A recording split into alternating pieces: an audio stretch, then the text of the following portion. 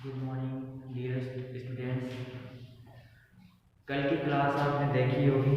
उसमें हमने पढ़ लिया था कि एग्रीकल्चर है, उसको कितनी शाखाओं में बांटा गया है, या कितने पार्ट है उसके, या कितने सब्जेक्ट है उसके अंदर। ठीक है, तो एग्रीकल्चर के बारे में पढ़ रहे थे और इसके अंदर हमने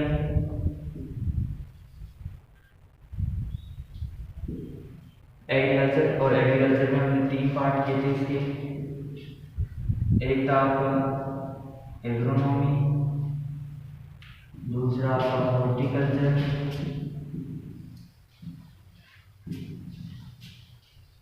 और एनिमल हस्बेंड्री। ठीक है, ये 3 पार्टीशन किए थे। 3 पार्टीशन में हम पढ़ रहे थे कि हॉर्टिकल्चर जो है उसके पार्ट पढ़ रहे थे। हॉर्टिकल्चर को 3 पार्ट में बांटा गया है। पहला है पोमोलॉजी, दूसरा था आपका पोमोलॉजी हो गया ओलेरिकल्चर,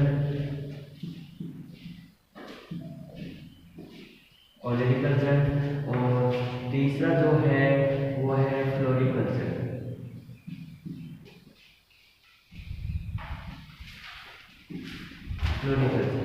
तो देखो पोमोलॉजी है तो दो शब्दों से मिलकर बना है यहाँ पर पोमो प्लस लॉजी। तो यहाँ पर ये कौन सी भाषा का है? ग्रीक भाषा का है। और ये कौन सी भाषा का है? लैटिन भाषा का। कौन सी भाषा का है? लैटिन भाषा का है। ठीक है, ओलेरिकल्चर था। ओलेरिकल्चर को हमने कितने पार्ट में बांटा था? 2 पार्टों में। यहाँ पर हम थे कुछ टेक्निकल खराबी के कारण ये जो वीडियो है वो आधा अधूरा रह गया था, तो हम आज आपके लिए पूरा वीडियो लेके आए हैं यहाँ पर। तो ओलेरी प्लस कल्चर। तो यहाँ पर ओलेरी और कल्चर 2 शब्दों से मिलकर बना है। और ये कौन सी भाषा का है? लैटिन भाषा का। और मैंने कल बताया था आपको कि पूछा जाएगा, तो यहाँ से पूछा जाएगा। अंदर का जो क्वेश्चन आता है वो यहाँ पर से निकल के आएगा क्वेश्चन।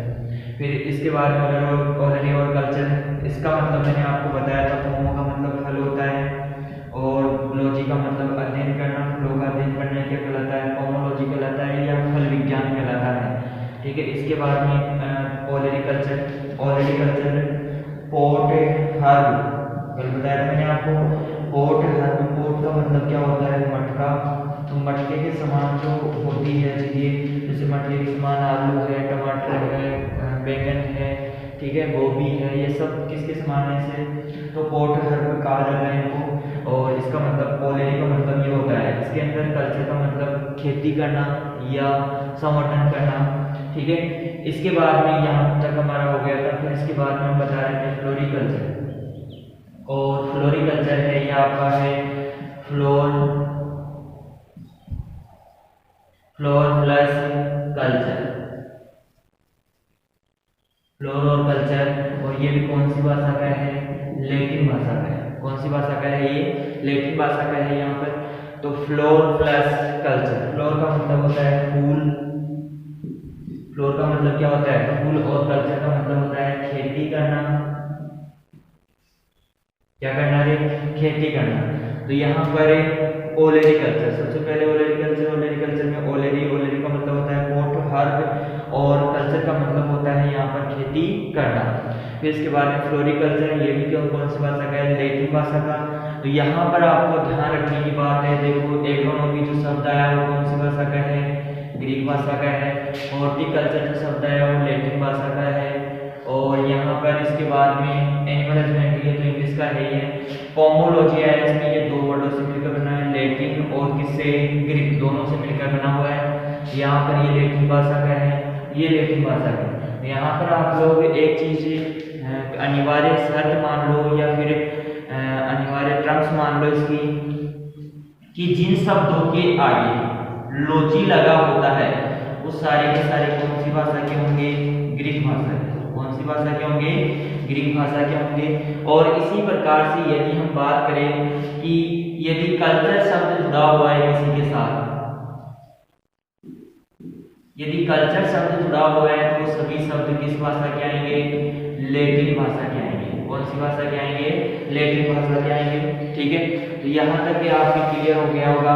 ये आपको ध्यान रखना है कि यहाँ पर जहाँ कहीं भी आपको कल्चर दिखाई दे वो 99% केसों में, जैसे हम बात करें कि यहाँ पे पोमोलॉजी में, अब आप लोग कहोगे कि सर यहाँ पे तो पोमो आया है, पोमो का मतलब होता है फल होता है, और ये कौन सी भाषा का लिया गया है, लैटिन भाषा से लिया गया है। अब देखो यहाँ पर कुछ लोग बताते हैं कि इसको पोमोलॉजी लैटिन भाषा का शब्द है। कौन सी भाषा का शब्द है, लैटिन, और इसे क्या कह देते हैं, अपवाद। क्या कह देते हैं, अपवाद। जब कोई चीज आपको, जब ये चीजें देखी गई है, मतलब इसका जब निष्कर्ष किया गया है कि वास्तविकता के ऊपर गया पहुंचा गया है, तो इसके अंदर देखा गया है कि पोमो जो शब्द लिया गया है वो लैटिन भाषा का है। कौन सी भाषा का है, लैटिन भाषा का है। पोमो का अर्थ होता है फल। ठीक है, तो यहाँ पर इसे अपवाद स्वरूप मानकर ऐसे ही कह देते हैं कि ये अपवाद है। क्या है, अपवाद।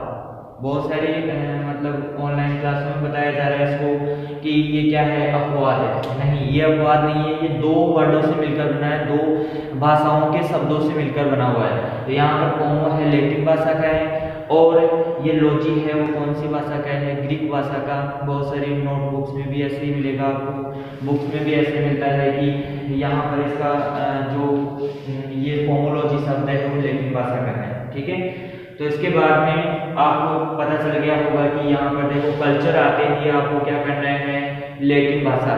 कौन सी भाषा है, लैटिन। जैसे मैं बात करूँ एग्रोनॉमी, एग्रोनॉमी में कहीं कल्चर जुड़ा हुआ है क्या, नहीं, तो कौन सी भाषा का होगा, अरे कौन सी भाषा का होगा, अरे यहाँ पर एक ग्रीक भाषा का होगा।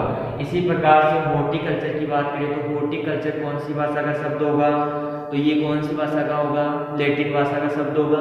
इसी प्रकार से एनिमल हस्बेंड्री आपको पता है ये इंग्लिश वर्ड है। और पोमोलॉजी, पोमो और लॉजी दो शब्दों से मिलकर बना। यहाँ पर स्पेशल ध्यान रखना है कि पोमो किसका है, लैटिन का है, और लॉजी किसका है, ग्रीक का।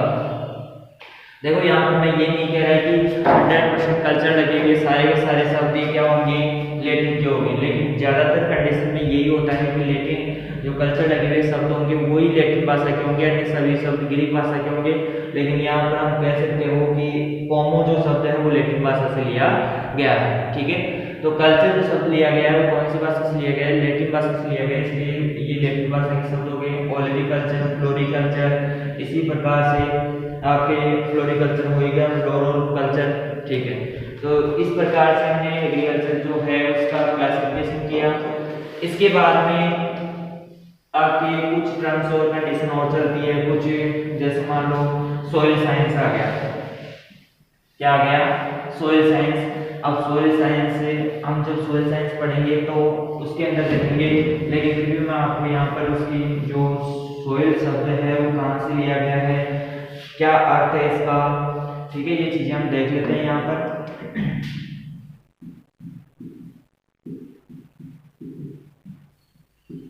सोइल साइंस, साइंस का मतलब होता है विज्ञान, आप जानते हैं इसका मतलब। तो सोइल शब्द सोलम शब्द से लिया गया है। कौन से शब्द से लिया गया है, सोलम शब्द से लिया गया है। कौन से शब्द से, सोलम शब्द से, जो कौन सी भाषा का है, ग्रीक भाषा का है। और इसका अर्थ होता है फर्श। इसका अर्थ क्या होता है, फर्श। क्या होता है इसका अर्थ, फर्श होता है या फ्लोर होता है। फ्लोर का मतलब जानते हो, ठीक है। तो इसके अंदर फर्श होता है या फ्लोर होता है। तो यहाँ पर सोइल का जो सोइल शब्द है वो कहाँ से लिया गया है, सोलम शब्द से लिया गया है। और सोलम शब्द कौन सी भाषा का है, ग्रीक भाषा का सोलम शब्द लिया गया है। इसके बाद में हम बात करते हैं सोइल साइंस के अंतर्गत ही, इसको नोट डाउन कर लीजिए। कौन सोइल शब्द, सोइल साइंस में सोइल शब्द किससे लिया गया है, सोलम से लिया गया है। और सोलम शब्द किसका है, ग्रीक भाषा का है। कौन सी भाषा का है, ग्रीक भाषा का है, ठीक है। इसके बाद में सोलम शब्द का अर्थ क्या है, अर्थ क्या है इसका, फर्श है। अर्थ क्या है इसका, फर्श या फ्लोर, ठीक है। इसके बाद में आगे बढ़ते हैं हम, जैसे इसी के अंतर्गत आता है पेडोलॉजी, पेडोलॉजी। कौन सा शब्द है, पेडोलॉजी। पेडोलॉजी है ये आपकी ग्रीक भाषा का शब्द होगा। क्यों, क्योंकि लॉजी जुड़ा हुआ है तुम्हें, तो लॉजी जुड़े हुए जो सारे शब्द होंगे वो कौन सी भाषा के होंगे, यहाँ पर कौन सी भाषा के, ग्रीक भाषा के होंगे। और इसके अलावा जितने भी कल्चर जुड़े हुए हैं वो सब वो सारे काम कौन सी भाषा के होंगे, लैटिन भाषा के होंगे। क्लियर है। फिर इसके बाद में इसको जो दो वर्ड है वो है पेडोन प्लस लोगस। क्या है, पेडोन प्लस लोगस या लोजी भी कह सकते हो इसको। तो पेडोन का अर्थ होता है, पेडोन का अर्थ होता है मर्दा। पेडोन का अर्थ क्या होता है, मर्दा। तो मर्दा के अंदर, यदि मर्दा के अंदर हम देखें तो यहाँ पर मर्दा के निर्माण, मर्दा के निर्माण, बनावट, कणाकार आदि का जो अध्ययन किया जाता है वो क्या कहलाता है आपका, पेडोलॉजी कहलाता है। क्या कहलाता है, पेडोलॉजी कहलाता है। क्या कहलाता है, पेडोलॉजी। देखो यहाँ पर ध्यान से सुनना। और एक होता है इडेफोलॉजी।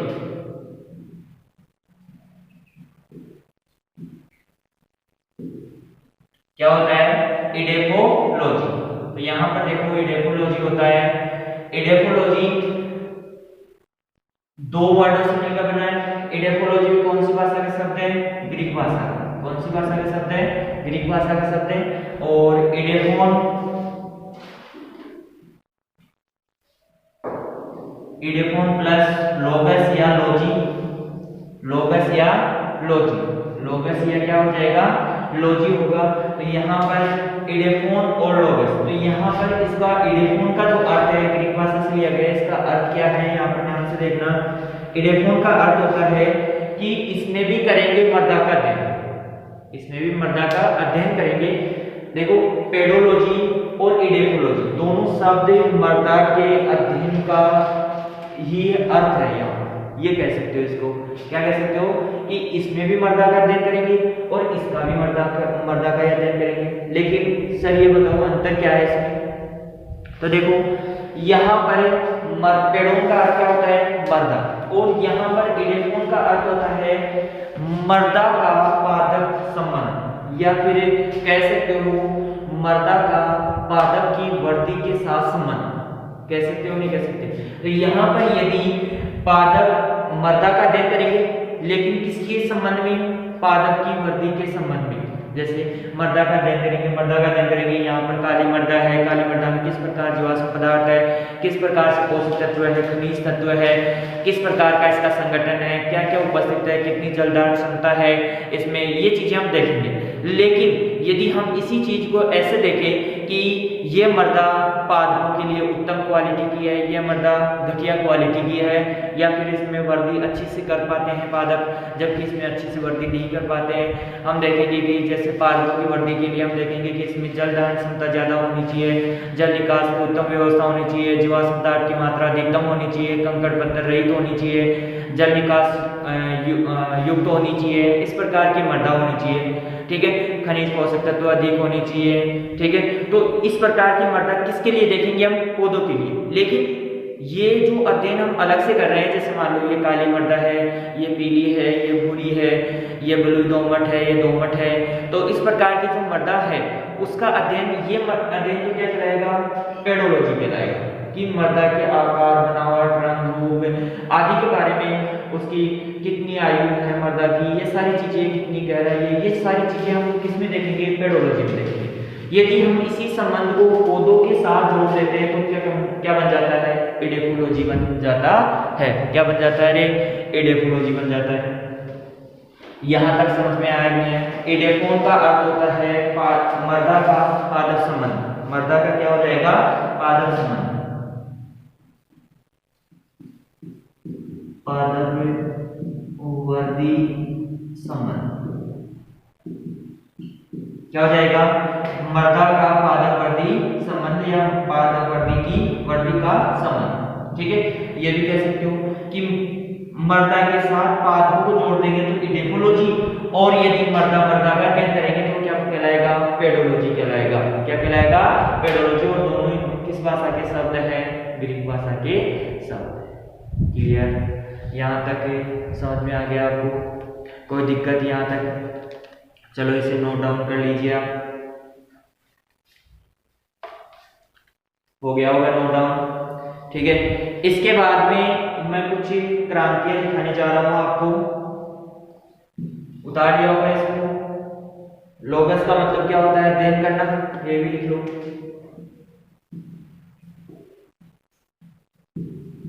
अध्ययन करना। और यहां पर भी क्या करना? लोगस का क्या हो जाएगा? अध्ययन करना। क्लियर?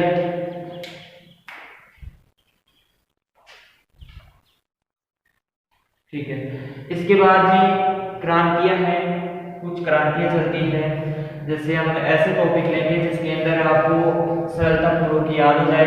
जैसे हमारा ये तो टॉपिक चलता ही रहेगा, एग्रोनॉमी में पढ़ेंगे सबसे पहले हम। तो इसके अंदर हमारे जो जितने भी टॉपिक चलते रहेंगे वो तो चलते रहेंगे। इसी के साथ साथ मैं आपको थोड़ी एक्स्ट्रा तैयारी के लिए, एडवांस तैयारी के लिए, कौन सी तैयारी के लिए?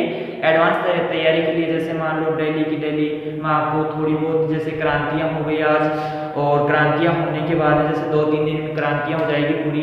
फिर क्रांतियां होने के पश्चात फिर हम पढ़ेंगे इसके अंदर आपकी जैसे कुछ खरपतवारों की जूलॉजिकल नेम, बॉटनिकल नेम पढ़ेंगे। फिर इसके बाद में कुछ कीटों के बॉटनिकल नेम, जैसे कवकनाशियाँ लिखवाऊंगा मैं डेली डेली, जैसे 5 कवकनाशी लिखवा दी। जैसे फिर कीटनाशियाँ हो जाएगी कंप्लीट। तो ये क्या है, तैयारी का थोड़ा सा बेस तैयार हो जाएगा आपका, क्योंकि इन्हीं चीज़ों में थोड़ा सा टाइम लगता है। और आप डेली डेली इन चीज़ों को पढ़ते रहोगे तो आसानी से आप जो जिस चीज़ को पाना चाहते हो उसे प्राप्त कर सकते हो आप आसानी से। ठीक है, तो इसके अंदर सबसे पहले यहाँ पे लिख दो क्रांति का नाम, क्रांति का नाम, और इधर लिख लो संबंध।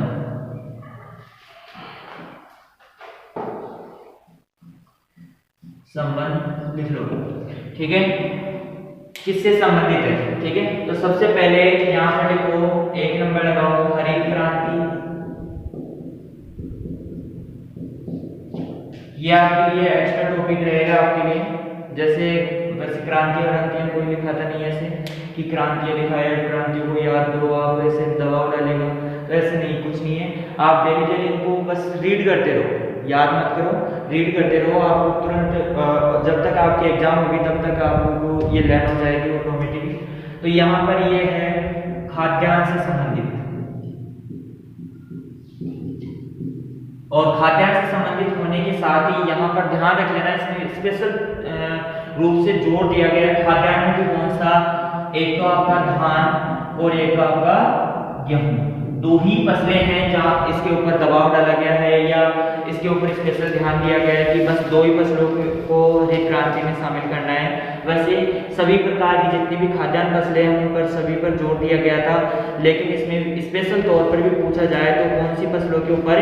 यहाँ पर आपकी खाद्यान्न फसलों के ऊपर जोर दिया गया। अब इसके बाद में दूसरा है श्वेत क्रांति।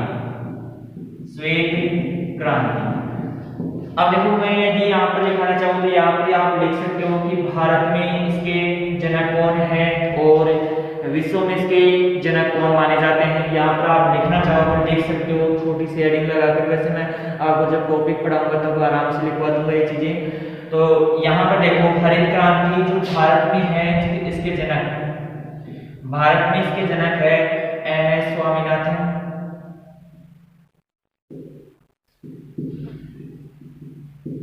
और विश्व में है, चलो छोड़ो इसको, विश्व में है डॉक्टर, विश्व में इसके जनक है। देखो हरित क्रांति, यहाँ पर हरित क्रांति किससे संबंधित है? खाद्यान्न से संबंधित है। और खाद्यान्न से संबंधित होने के साथ ही यहाँ पर MS स्वामीनाथन किसके? भारत में। चलो इस चीज को छोड़ दो आप अभी, क्योंकि अभी बीच में लिखोगे तो अच्छा नहीं लगेगा थोड़ा सा। ठीक है, तो यहाँ पर लिख लो हरित क्रांति खाद्यान्न से संबंधित है। श्वेत क्रांति किससे है? दूध से संबंधित है, दूध से संबंधित है। ठीक है, इसके बाद में आती है नीली क्रांति। नीली क्रांति, अब जो नीली क्रांति है वो है आपकी संबंधित है मछली उत्पादन से। अब आप लोग यहाँ पर एक चीज ध्यान रखना, मछली उत्पादन। देखो यहाँ पर हरित क्रांति है खाद्यान्न से संबंधित। खाद्यान्न से संबंधित मतलब जैसे गेहूं, धान, ये चीजें जो हरित क्रांति है इसके अंदर मुख्य रूप से किसको लिया गया है? धान और गेहूं को लिया गया है, खाद्यान्न से उत्पादित है। और यहाँ पर गेहूं और जो धान होता है वो किस कलर के पौधे होते हैं? हरे कलर के होते हैं। लेकिन इससे तो थोड़ा सा संबंध कम बैठता है, लेकिन फिर भी हरित क्रांति सभी को पता है कि किससे संबंधित है।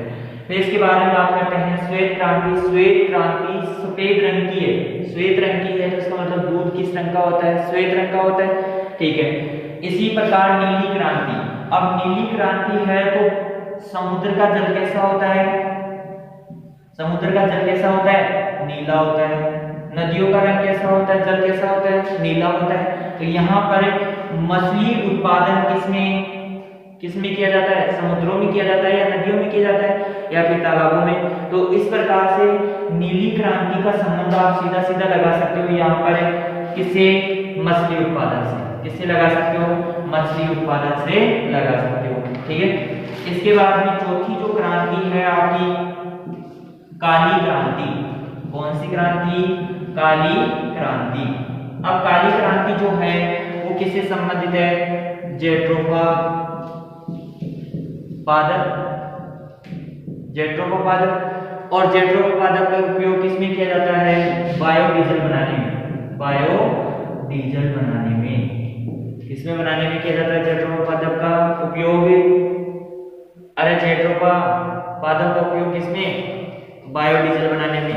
क्या बनाने में? बायोडीजल बनाने में इसका उपयोग किया जाता है। फिर इसके बाद में देखो अगली जो क्रांति आती है बादामी क्रांति। कौन सी क्रांति? बादामी क्रांति। बादामी क्रांति होती है वो मसाला उत्पादन से संबंधित है। मसाला उत्पादन। देखो बादामी क्रांति है वो किससे संबंधित है? मसाला उत्पादन से संबंधित है। किससे संबंधित है? मसाला उत्पादन। देखो हरित क्रांति खाद्यान्न से संबंधित है, श्वेत क्रांति दूध से संबंधित है, नीली क्रांति मछली उत्पादन से, काली क्रांति जेट्रोफा और जेट्रोफा का उपयोग किसमें? बायोडीजल में। बादामी क्रांति है मसाला उत्पादन से। अब मसाले कैसे होते हैं? बादाम के रंग के होते हैं, तो इसलिए इसको क्या कह दिया गया? बादामी क्रांति कहा गया है। क्या कहा गया है इसको? बादामी क्रांति कहा गया है, ठीक है। इसके बाद में देखो अगली जो क्रांति है वो आपकी है गुलाबी क्रांति। कौन सी क्रांति है? गुलाबी क्रांति।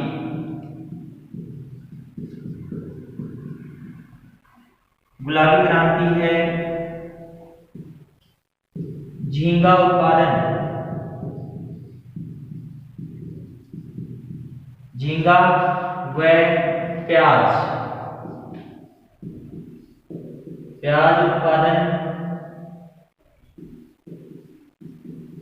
से संबंधित है। कौन सी क्रांति? झींगा जो क्रांति है वो किससे संबंधित है? प्याज और झींगा, सॉरी गुलाबी क्रांति किससे संबंधित है? प्याज और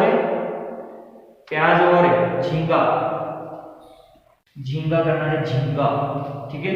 इसके बाद में अगली क्रांति आती है आपकी भूरी क्रांति हो गई। भूरी क्रांति। भूरी क्रांति है आपकी उर्वरक से संबंधित। उर्वरक उत्पादन। कौन सा उत्पादन है? उर्वरक उत्पादन से संबंधित है भूरी क्रांति, ठीक है। इसी प्रकार से अगली जो क्रांति है वो आपकी आती है गोल क्रांति। कौन सी क्रांति रे? गोल क्रांति। गोल क्रांति है आलू उत्पादन। गोल गोल क्या होता है? आलू होता है। तो आगे क्रांति है गोल क्रांति। गोल क्रांति है आलू उत्पादन से संबंधित। किससे संबंधित है? आलू उत्पादन से संबंधित है, ठीक है। इसके बाद में आप आगे की क्रांति लिखिए लाल क्रांति। लाल क्रांति।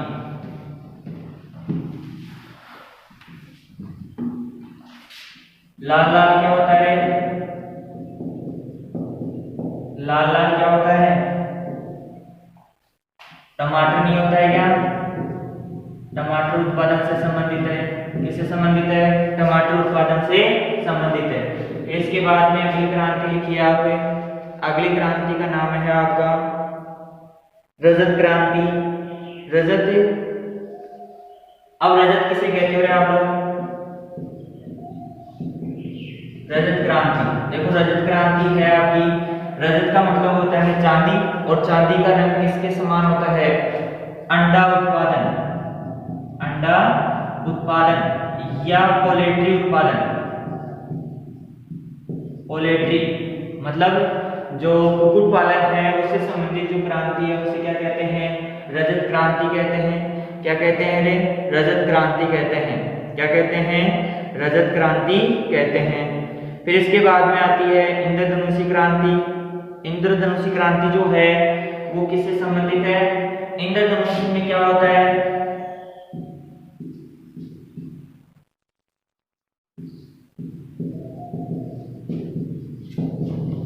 इंद्रधनुषी क्रांति। अब इसके अंदर इंद्रधनुष में क्या होता है? इंद्रधनुष में 7 रंग होते हैं, मतलब सारे रंग। क्या? सारे रंग। तो सभी फसलों उत्पादन या फिर सभी प्रकार के जो उत्पादन होते हैं, सभी प्रकार के, जैसे पशुपालन, मछली पालन या फिर फल फूल, सभी खाद्यान्न उत्पादन से संबंधित है, या सभी क्रांतियों को शामिल किया गया है इसमें। क्या किया गया है? सभी क्रांतियों को शामिल किया गया है, ये कह सकते हो इसके अंदर। फिर इसके बाद में चलो आज के लिए इतना ही है, ठीक है। अगली क्लास में हम आगे बात करेंगे। धन्यवाद। अभी लंबी क्लास हो जाएगी फिर, ठीक है।